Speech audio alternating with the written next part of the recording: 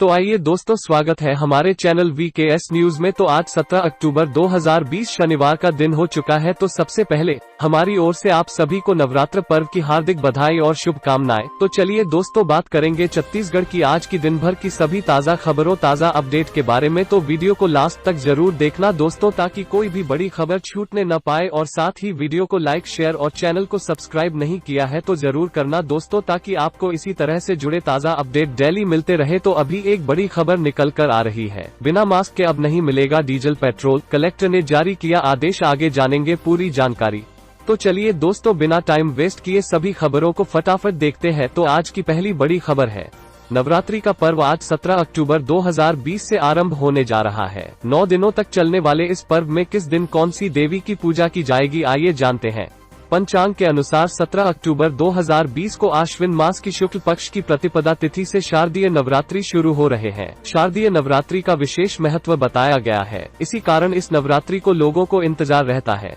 नवरात्रि का पर्व पूरे 9 दिनों तक मनाया जाता है। हर दिन अलग अलग माता यानी देवी को समर्पित है। ऐसा माना जाता है कि नवरात्रि के प्रथम 3 दिनों में मां दुर्गा की ऊर्जा और शक्ति की पूजा की जाती है। चौथे, 5वें और 6ठे दिन लक्ष्मी जी और जीवन में शांति प्रदान करने वाली देवी की पूजा की जाती है। नवरात्रि के 7वें दिन कला और ज्ञान की देवी की पूजा की जाती है। अष्टमी की तिथि पर मां महागौरी की पूजा की जाती है और अंतिम दिन यानी नवमी के दिन मां सिद्धिदात्री की पूजा करने का विधान बताया गया है।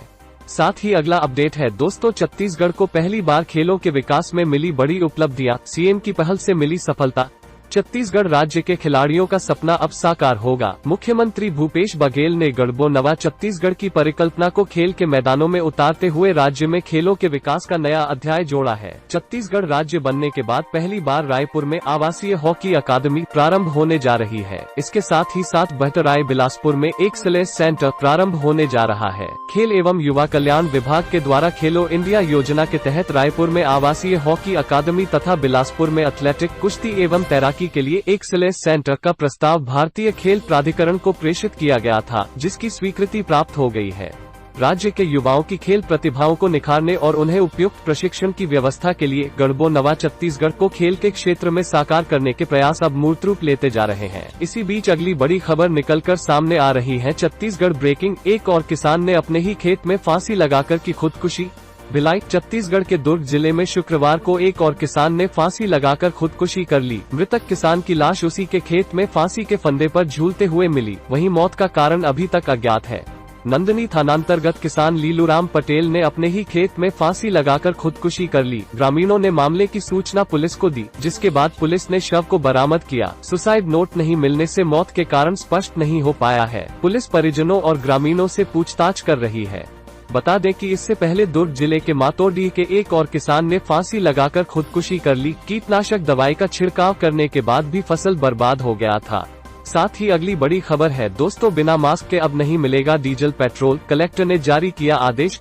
धमतरी, कोविड-19 के संक्रमण को दृष्टिगत करते हुए कलेक्टर जयप्रकाश मौर्य ने बिना मास्क के पेट्रोल डीजल नहीं दिए जाने के निर्देश जिले के सभी पेट्रोल पंप संचालकों को दिया है। पंप संचालकों के नाम से जारी ज्ञापन में कहा गया है कि यदि कोई उपभोक्ता बिना मास्क के पेट्रोल अथवा डीजल के लिए आता है तो बिना मास्क वाले उपभोक्ताओं को किसी भी हालत में ईंधन प्रदाय ही किया जाए। यदि बिना मास्क के किसी उपभोक्ता को पेट्रोल, डीजल दिया जाता है तो ऐसे पंप संचालक के विरुद्ध नियमानुसार कड़ी कार्रवाई की जाएगी।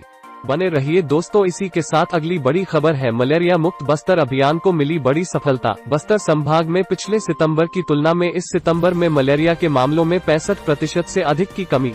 बस्तर संभाग में मलेरिया मुक्त बस्तर अभियान का असर दिखने लगा है। संभाग में सितंबर 2019 की तुलना में सितंबर 2020 में मलेरिया के मामलों में 65.53% की कमी आई है। पिछले सितंबर में संभाग के 7 जिलों में जहां मलेरिया के कुल 4230 प्रकरण मिले थे, वहीं इस साल सितंबर में कुल 1458 मामले ही सामने आए हैं। मलेरिया मुक्त बस्तर अभियान के अंतर्गत इस वर्ष जनवरी फरवरी में इसका पहला चरण और जून जुलाई में दूसरा चरण संचालित किया गया था। पहले चरण में 14,06,000 लोगों की मलेरिया जांच कर पॉजिटिव पाए गए 64,646 लोगों का पूर्ण उपचार किया गया था। वहीं दूसरे चरण में कोरोना संक्रमण से बचने की चुनौतियों के बीच स्वास्थ्य विभाग की टीम ने 23,75,000 लोगों की जांच कर मलेरिया पीड़ित 30,076 लोगों को तत्काल इलाज उपलब्ध कराया।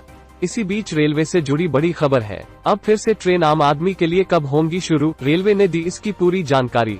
रेलवे बोर्ड के चेयरमैन और सीईओ वीके यादव ने गुरुवार को एक प्रेस कॉन्फ्रेंस में बताया कि नया टाइम टेबल तब आएगा जब रेगुलर ट्रेनें शुरू हो जाएगी। जब तक कोरोना की स्थिति सुधरती नहीं है तब तक नया टाइम टेबल नहीं लाया जाएगा। रेगुलर ट्रेन कब से चलेगी ये बताना फिलहाल मुमकिन नहीं है। 12 सितंबर से 80 अतिरिक्त ट्रेनें भी चलाई गई हैं, जिन्हें क्लोन ट्रेन नाम दिया गया है। IRCTC ने 17 अक्टूबर से प्राइवेट तेजस ट्रेनों की सेवा फिर शुरू करने की घोषणा की है। आपको बता दें कि रेलवे ने कोविड-19 महामारी की वजह से 22 मार्च से सभी रेगुलर पैसेंजर ट्रेन सर्विसेज पर रोक लगा रखी है। हालांकि मांग व जरूरत के मुताबिक इस वक्त रेलवे देश में नियमित रूप से 300 से अधिक स्पेशल मेल एक्सप्रेस ट्रेनें चला रही है। नेक्स्ट खबर है दोस्तों, मरवाही उपचुनाव कांग्रेस प्रत्याशी के ध्रुव ने भरा पर्चा। बाहर निकलकर मुख्यमंत्री भूपेश बघेल ने कहा, स्क्रूटनी के बाद तय हो जाएगा कितने कोणीय मुकाबला। छत्तीसगढ़ के मरवाही उपचुनाव में नामांकन के अंतिम दिन शुक्रवार को कांग्रेस उम्मीदवार डॉक्टर के ध्रुव ने पर्चा दाखिल किया। 2 सेट में जमा किए गए नामांकन में पहले मुख्यमंत्री भूपेश बघेल और प्रदेश कांग्रेस अध्यक्ष मोहन मरकाम मौजूद रहे। वहीं दूसरा सेट जमा करने के दौरान मंत्री जयसिंह अग्रवाल और कोरबा सांसद ज्योत्सना महंत मौजूद थीं। निर्वाचन कार्यालय में इस दौरान जोगी परिवार भी मौजूद था। हालांकि इस दौरान सारा वार्तालाप महज औपचारिक और प्रणाम तक सीमित रहा। कार्यालय से बाहर निकले मुख्यमंत्री भूपेश बघेल ने फिर मीडिया से बात की। उन्होंने कहा, गौरेला पेंड्रा मरवाही जिला बनाने की मांग वर्षों से लंबित पड़ी थी। खुशी है कि इसे मेरे कार्यकाल में पूरा किया जा सका है। मरवाही अब विकास की नई गाथा लिखेगा। साथ ही अगला अपडेट है फ्रेंड्स, बेमौसम बारिश धान को नुकसान, बचाने को जतन कर रहे किसान।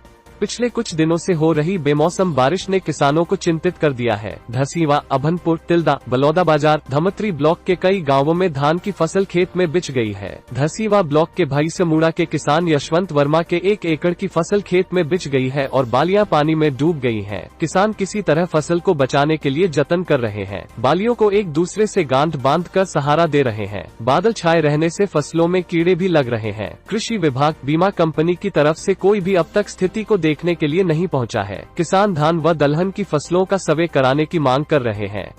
आगे बढ़ते हैं दोस्तों, तो अगली बड़ी खबर है बीजापुर, पुलिस और नक्सलियों के बीच मुठभेड़, 1 लाख का इनामी नक्सली ढेर।